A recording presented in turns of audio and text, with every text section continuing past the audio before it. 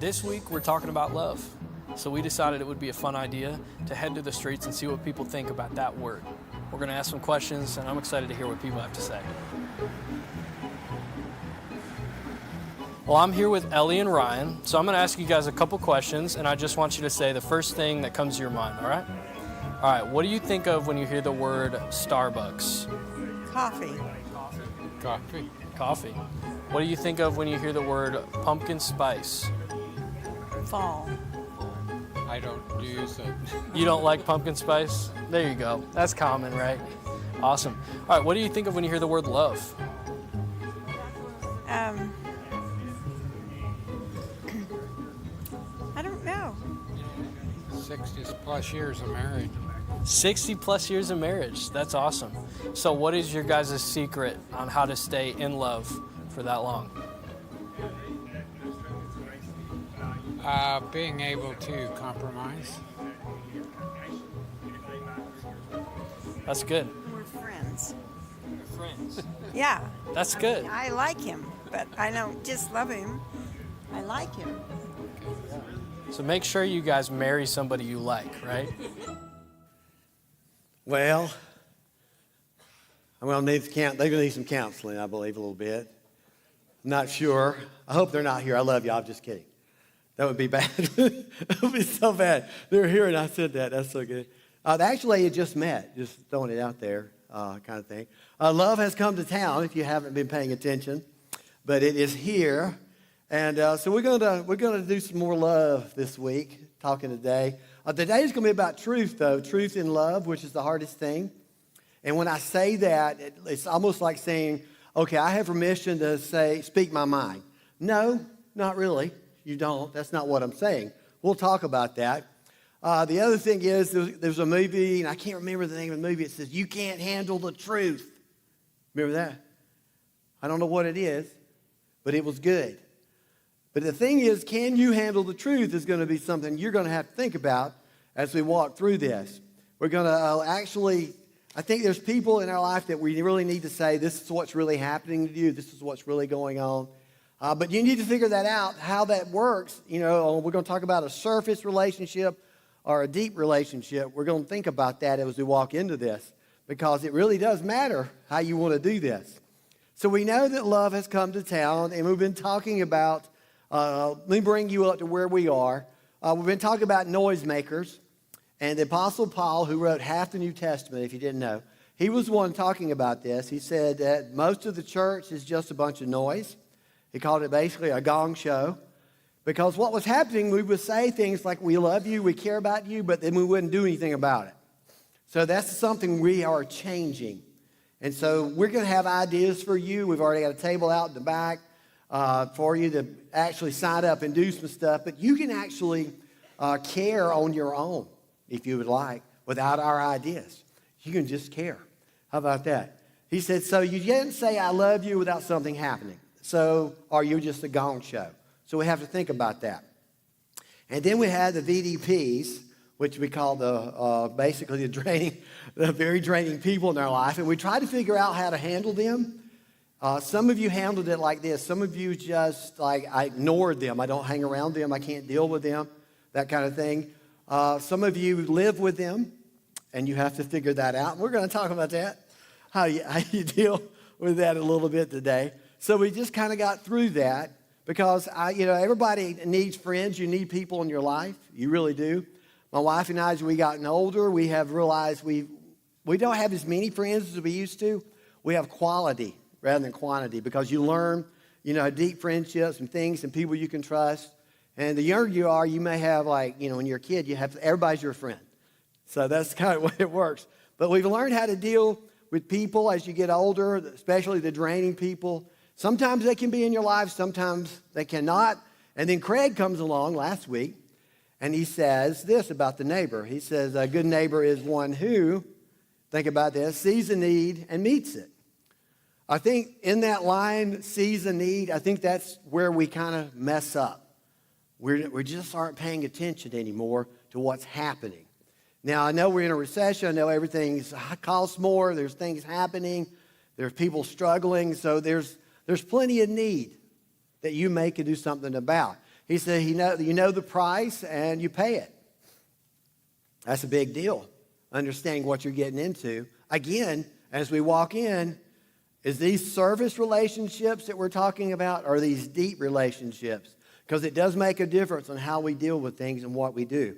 Sometimes it might be just, I'm just going to buy your groceries, or it might be something totally different with you since you have a deep relationship with that person or want one. Doesn't talk themselves out of it. One of the things that happens on Sunday, let me say this. You will love people more today than Monday because we're talking about it. And you feel good. You'll feel better today, and you'll have thoughts like, I'm going to do something for this person or for that person. But you'll talk yourself out of it because you'll be so busy on Monday, you're so busy on Tuesday. And basically, you're just going to forget about all of it by Wednesday. And then you'll come back in here. And then I'll remind you again. Oh, yeah, you need to do this. You need to love people, remember? That kind of thing. So we're going to talk about that. What is it like to tell the truth to somebody you really care about? That's a little hard to do because we don't like conflict, remember? We don't like it. We want to stay away from it because there's a price to pay maybe. And sometimes you have this in your mind that they're going to accept what you say. Oh, they're going to understand it. It's going to be great. It's going to be wonderful. It may not. And before you walk into the room, you got to think about the 3 B's. You got to think about the 3 B's. The background, where are these people coming from? This could be your family. This could be at work. You really want to fix the relationship. Somebody's toxic at work. Something's happened. And you want to walk in there and you want to tell them what you think. Do you not want to share your thoughts with the world? That's what we do with Facebook and Twitter and everything. We share our thoughts, good, bad, or ugly. So you want to walk in and say something to this person, but before you do, you need to have some information. Where are they coming from? Most people lash out. They grew up a certain way. Backgrounds happen. Things happen in their life. And it may not be you at all. It may be where they've come from, just what they are. And then they have the battles they're having to deal with that you don't know about. They just heard. Something just happened in their life that you don't know about, and they're acting this way or saying these things. But you didn't know that. And then you're going to walk in again, and you're going to let them know what you think. And then we have the burdens of things that are happening. I was talking about this first service. My dad, when he was here, he went to heaven in January. The whole family had to help take care of Dad. It actually took a whole village to take care of Dad. He was a handful. And so we had to take care of him. My wife is actually helping take care of her mom. She sees her every day, takes her stuff, takes care of her. So there's things that we're all dealing with at certain times in our life. And before you walk in and you say, let me tell you what I think, we need to check everything out before we get there. So when somebody is going off the rails and going somewhere that they shouldn't go, and it's going to hurt them, it's going to hurt people, it might even hurt you, what do we do? See, we're not trained in what to do. You know, our thing, when I say love and conflict are kind of together, if you want a deep relationship, that's not what we want. We think love and conflict are 2 different things. But you can bring those 2 together and have the deepest relationship possible. Again, you got to qualify the relationship. Is this a surface relationship, or is this going to be a deep, lasting relationship? And if you're going to have deep, lasting relationships, you're going to have some conflict.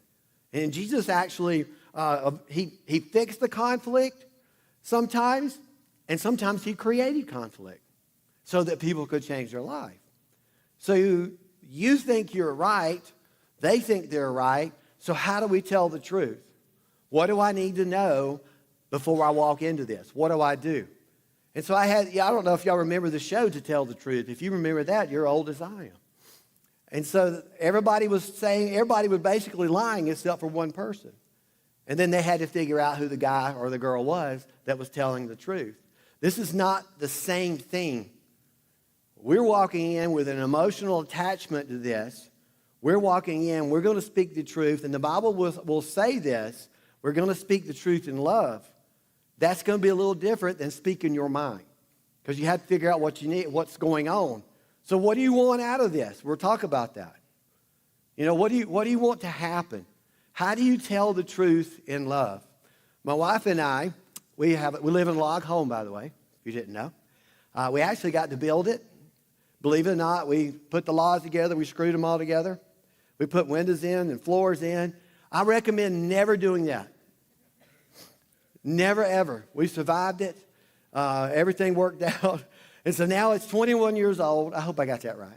Guys don't know nothing about numbers, ladies, just letting you know.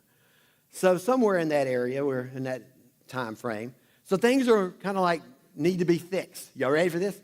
So this is so cool. So we need to get it fixed. And so some siding and everything. So we have 4 windows. We have 4 windows that need to be fixed. So I said, I put the windows in, but I thought, I don't want to do that. I want to play golf. I don't want to put the windows in. And so Lynn says, why don't you just find somebody to do it? So we make a phone call. I actually got online. I did all the texting and the emailing, and I don't know how I ended up.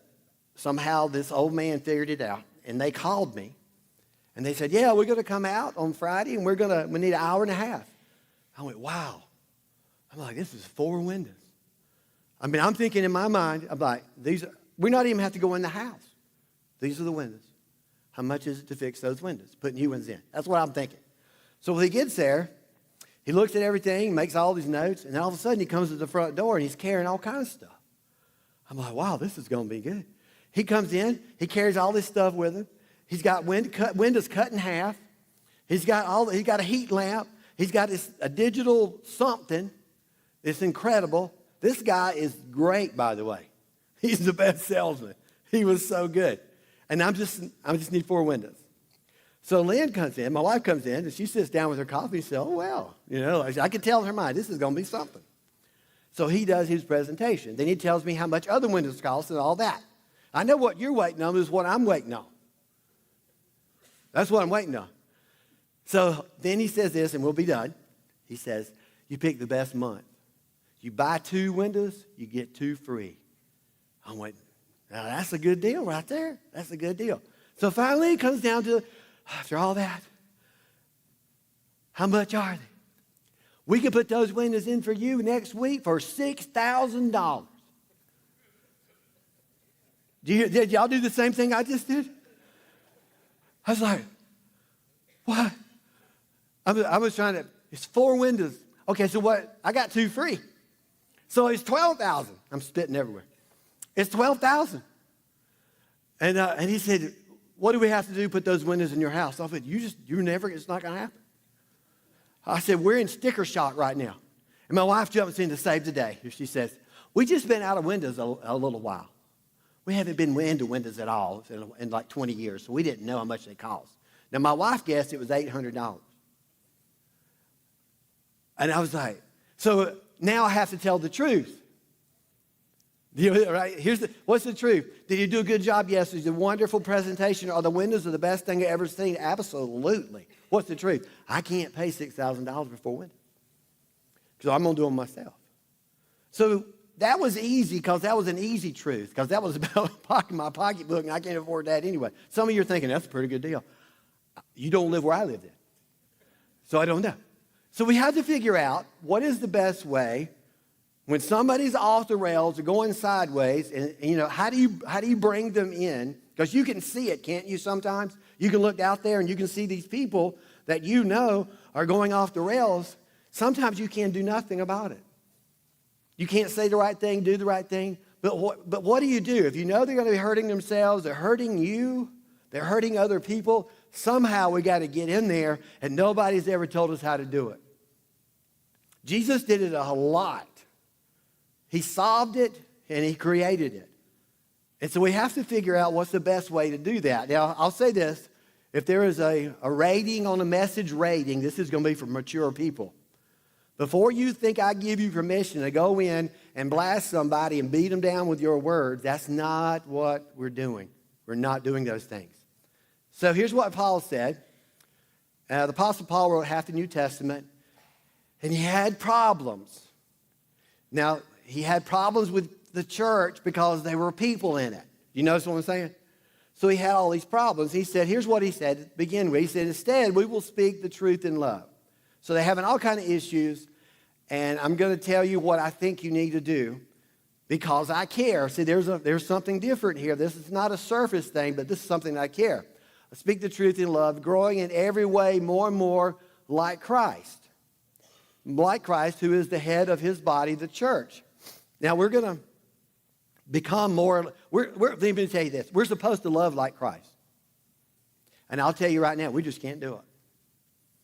You might do it today, and you might do it today when you go out to eat. You might actually care. It might feel good. I'm just saying, we're not Christ, we're the followers of Christ, so we're going to have to practice really hard to make this happen. And then we're going to have to figure out what kind of relationships we want in our life and make this happen. So speaking the truth in love is not beating people down with your words. It's actually the opposite. It's helping people. It's trying to get them and help them. It's not about you in any way, even though you're in it. And we'll talk about what we got to do. Perhaps you think, this is what he said, we're saying these things just to defend ourselves. No, we tell you this as Christ's servants. He said, we're telling you this. And with God as our witnesses. Everything we do, this is the key to how to do this, dear friends, is to strengthen you. So I'm not walking into this relationship thinking this is about me and I don't like what you're doing a lot. I'm really here to try to help you. Is this going to be hard? It certainly will be hard.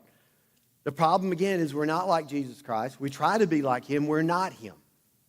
Is there moments in our life we can love like him? There are moments. Hey, let me say this. We're going to have a moment at the end of this service. I'm going to show you something at the end. It's amazing what happens when people learn how to love. So we're going to declare a state of love today as we walk in. But before we do that, we got to figure out how to talk to people we need to help. How does this work? All those things. Most of us are afraid of relationships when it comes to conflict, so we don't want to deal with it. The only time you want to deal with it, if you have a child, you'll have to deal with it. Here's what it says. His wounds from a sincere friend are better than many kisses from an enemy. Again, this sincere friend, who am I qualifying? What is this relationship? So here's what I wrote. Before you start kissing, you ready? Let's figure out what we may be missing. Because we don't know. We have never been trained. I'm going to give you 4 things, and then we're going to do something. I'm going to give you 4 things. The churches that Apostle Paul was writing to are messed up because people are messed up. We have a hard time with people and relationships. We have a hard time with love. All these things are hard to do. And now he's asking us to speak in love to people that need help. And you're the only one that can help them. Did you understand that you may be the only person in this person's life that could do any good at all? And you don't want to deal with the conflict. So he says, we got to figure out how to deal with it. So let's talk about 4 things. We're going to talk about 4 ways to make this happen. And the first one is motivation. What do I want out of this relationship? What am I trying to get? Am I doing this for me? Or am I doing this for them? So you have to get past the point that you're in it, and it's all about I love you and I care about what happens to your life. And somebody needs to step in and say, this needs to happen. This is what I see that needs to happen. So it's not about you, and you'll have to check that out. We're not talking about the surface relationships now. We have moved completely into the deep relationships. Somebody in your family, somebody you love, somebody you know is going off the rails, and you're the only one they'll listen to. And you're afraid of it, so I'm trying to help you. So what's your motivation? I want to try to help. That's what we want to do. Plan your presentation. This is the biggest thing you'll have to do. I must be tactful, not just truthful. You need to write down, I'm going to help you, what you're going to say to this person. You need to keep your emotions out of it and your opinion out of it. All you're doing now is I'm here for you and I'm going to help you. And you have to do it that way. So you have to write it down. I'll tell you why we know this, because the Apostle Paul did it. I remember I was in sales, early on in sales, when I got out of college, and the CEO of the company comes to me and says, hey, let me tell you something.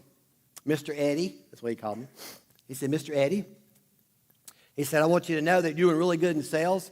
He said, but I'm going to tell you what's going to kill you. I said, okay, I'm ready. I'm good. He said, you have no discipline in your life whatsoever. He said, you're a squirrel. That's really true. Whatever's going on, I'm running to it. If I was a fish and you dropped something in the water that was shiny, I'm caught. Because that's me. So I was so I had to figure out, I'm like, okay. Because, remember we had our little talk the other week. I'm the fun guy. I'll run to fun before anything else. If it's, that's why I don't want to do the winters. I want to play golf.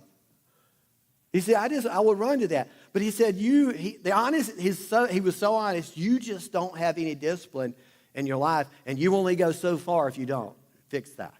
And I remember that conversation. He actually cared, not only about the company and the sales, but he actually cared about me. That was an honest conversation. I don't know if any of you have ever been in an intervention. Anything that had to do with, all right, this is what we're going to have to do. They intervened on me on chocolate one time, and it didn't work. Intervention did not happen. So we had an intervention. I was part of one. And this is how you have to think when you're talking to somebody. When you're walking into this relationship, you need to write everything down. Hey, you may need somebody with you. I don't know how this is going to go with you and who you're talking to. But you need to write everything down. How it's going to be said, what's going to happen. Timing is everything. And I'll tell you what I do know. Holiday weekends, Thanksgiving and Christmas is not that time. I'm going to have a talk with my brother this week. When he comes in for Thanksgiving, I'm going to put it all on the table. Not the Thanksgiving table, no. We don't want that. You got to figure it out. Most arguments that you will have in your home are right before dinner. Everybody's tired, low blood sugar, and everybody's screaming. Have you noticed the kids scream the most right before dinner? It's amazing, isn't it? But you have to think about that. So Paul wrote everything down, and you have to look at it as an intervention. He says, for I wrote you out of great distress and anguish of the heart with many tears, not to grieve you, but to let you know the depth of my love for you. He said, I'm really writing you because I care. And the person you're going to talk to and you're going to walk in with, they have to know you care. You already know who this person is in your mind. You already have it there. The right word at the right time is like precious gold set in silver. But you might have the only word. This is what you have to understand. You might be the only one that can speak anything into this person's life. They destroy themselves, they're hurting others, and they're hurting you. Eventually, they will turn from you. So you have to think, what do I want? I must be understanding and not demanding. That's just what it is. So we have to think like that. Timing, here's the things I would tell you to look at. Timing, tact. You have to think this. Truth, tact, timing, and transformation. You need to tell the truth. You need to pick the way to say it. That's why you need to write it down, and you need to pick the right timing. And I'll tell you one thing about the transformation. They're not going to get it the first time. It's not going to happen. So I know you think you got it, and everybody does. You just do what I tell you to do, everything's going to be good. They don't have it yet. It's going to take more than that. So you got to pick the right time. Number 3, I'll do real quick. Give them affirmation. You need to tell them how wonderful they are. Even if you have to make up something. I mean, well, they're not that wonderful. I did this. Well, you tie your shoes so well now. You don't have to use Velcro. You're so good at tying your shoes. You need to come up with something. You need to tell them what they're good at. I always thank God for you. That's what the Bible tells us to do. In the end, people appreciate frankness more than flattery. You have to, at some point, I could have kept going as a salesperson, and I would have failed eventually at it because I had no discipline. Somebody needs to tell the truth if you care about the person. And you have to risk the rejection. You have to risk it. This is why you don't want to do conflict, isn't it? This is why you don't want to speak it. Now, this might be somebody at work. There might be somebody you're living with. Somewhere, somehow, one of these people that we're talking about are in your life. They're there. And you have to ask, is it going to be worth it if I move in on this? Am I willing to pay the price to make it happen or even lose them? Am I willing to do that? That's something you have to know. Jesus moved in on us, even though he knew that most of us may not ever follow him or do what he tells us to do. But he moved in. He says, I know I just stressed you greatly with my letter. He was talking about what he had written. Although I felt awful at the time, I don't feel at all bad now that I see how it turned out. The letter upset you, but only for a little while. At the first, when you do this, they're going to be really mad. They're going to be really mad. But give it time to sit. Now I'm glad, is what he said. I'm glad. Now that you were upset, but that you were jarred in turning things around, you let the distress bring you to God, not drive you from him, the result was all gain and no loss. So this worked out. He said at some point, there needs to be a jarring that happens. There needs to be a jarring. I don't know who you would pick right now. Who you think you need to talk to. What would happen? What would you do? Who's in your life you need to have an honest conversation with? I'll tell you what God told me after I wrote this down. And I'll tell you that in just a moment. But first, let's talk about you. We need to think about who is this we need to have a conversation with. Because God wants us to love people. Are they difficult? Yeah. Are you difficult? Yes. Am I difficult? Absolutely not. I am the most wonderful person. You see how that works? That's how we think. But I am difficult too. And so you have to realize that we all have our things, but we're looking for relationships and how to help people. That's what he's talking about. So I'm going to have a prayer. Then I'm going to show you something. Okay? Let's pray. Father, we thank you for what you have done. We thank you that you have given us a map to how to love people and how to care, even when it's hard. So, Father, I pray right now that you give us the courage to do what we need to do, take the steps that you've given us, and make it happen. In Jesus' name I pray. Amen.